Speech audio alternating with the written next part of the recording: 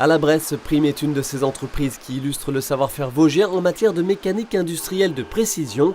Parmi ses clients, de grands noms de l'automobile et de l'aéronautique, citons Honeywell ou Safran, pour qui elle réalise des pièces de diverses tailles. Ici, des bras de suspension, là, un ensemble de valves de remplissage pour pneus d'avion. Et pour durer dans ce secteur, une seule règle, investir pour accompagner l'innovation de ses clients. L'objectif, c'est d'avoir des machines de dernière génération, donc pour être à la pointe de la technologie. La difficulté, c'est que la moindre machine coûte très très cher.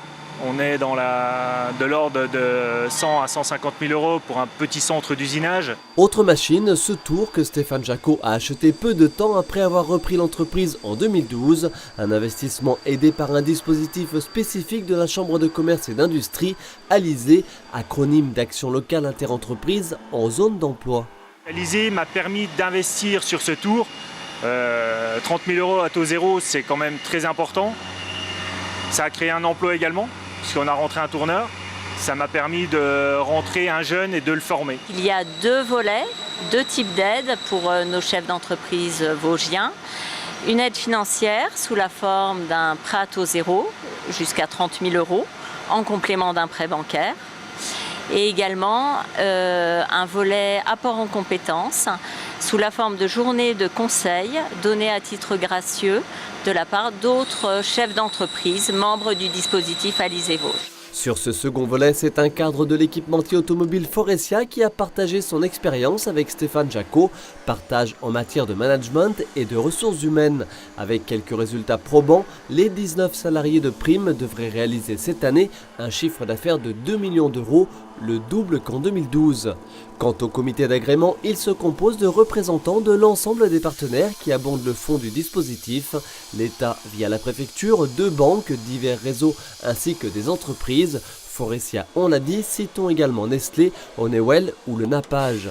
Parmi les critères obligatoires, entre autres, avoir 3 ans d'existence et présenter un projet créateur d'emplois. On prend le temps d'un dialogue, il y a une véritable écoute qui est faite.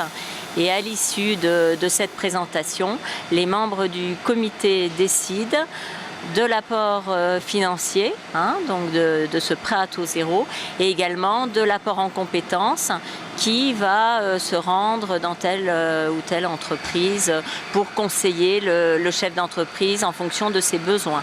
Un apport en compétences que Stéphane Jacot prévoit à son tour de partager. Pour moi, c'est très important. J'estime que Alizé m'a aidé. À moi demain d'aider d'autres chefs d'entreprise à bénéficier d'Alizé. Les problématiques que j'ai rencontrées, d'autres petites entreprises les ont également rencontrées. Donc si je peux apporter quelque chose, je le ferai avec grand plaisir. Depuis sa création en 2013, le dispositif Alizé, piloté par la CCI des Vosges, a mobilisé 73 journées d'apport en compétences et accordé 1 100 000 euros de prêts à une quarantaine de dossiers.